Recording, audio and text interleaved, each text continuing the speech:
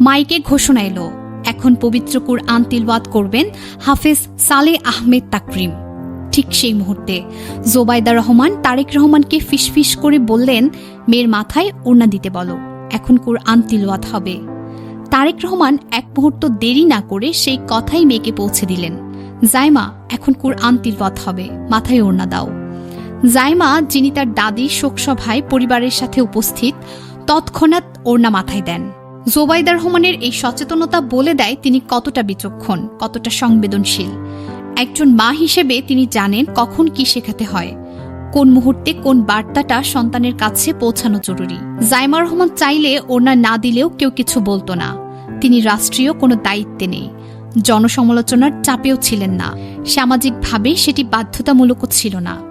কিন্তু প্রশ্নটা পোশাকের নয়, প্রশ্নটা কুরআনের সম্মানের। এই পরিবারটি জানে পবিত্র কুরআন তিলাওয়াত শুরু হওয়া মানেই পরিবেশ বদলে যায়।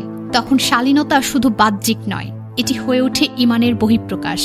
এই ছোট্ট মুহূর্তে স্পষ্ট হয়ে গেছে এটি কোনো হঠাৎ আচরণ নয়, বরং বছরের পর বছর ধরে গড়ে ওঠা পারিবারিক আদর্শের ফল। এ যেন কেবল একটি কথোপকথন নয়, এ যেন একটি আদর্শ পরিবারের জীবন্ত পাঠশালা। আজকের সময়ে যেখানে ধর্মীয় বিষয়গুলো অনেক সময় প্রদর্শনীতে পরিণত হয়, সেখানে এই দৃশ্য ছিল নীরব, বিনয়ী, অথচ গভীরভাবে শক্তিশালী। রাজনীতির কোলাহলের ভিড়ে এমন দৃশ্য খুব কমই দেখা যায়, কিন্তু এই ছোট্ট ঘটনায় অনেকের মন জয় করেছে। কারণ এখানে ছিল না কোনো নাটকীয়তা, ছিল শুধু ঈমান, শালীনতা আর পারিবারিক শিক্ষা।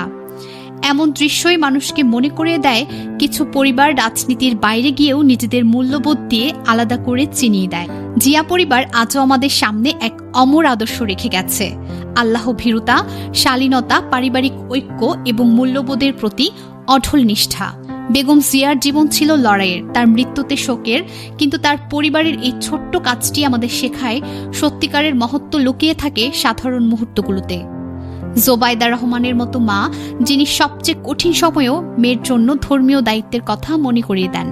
তারেক রহমানের মতো বাবা, যিনি তাৎক্ষণিকভাবে সেই বার্তা পৌঁছে দেন। আর জাইমার মতো নতুন প্রজন্ম, যারা এই শিক্ষা গ্রহণ করে এই 3 প্রজন্মের সমন্বয়ে গড়ে ওঠা একটি পরিবার যেন বলছে, ধর্ম নয় শুধু রীতি, এটি জীবনের প্রতিটি শ্বাস।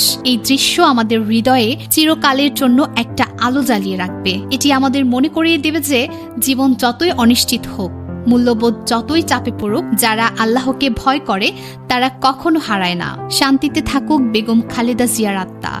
আল্লাহ তার পরিবারকে আরও শক্তি, ধৈর্য ও ঈমান দান করুক। আর আমরা সকলে যেন এই আদর্শ থেকে শিক্ষা নিয়ে নিজেদের জীবনকে আরও সুন্দর, আরও পবিত্র করে তুলতে পারি। আমিন।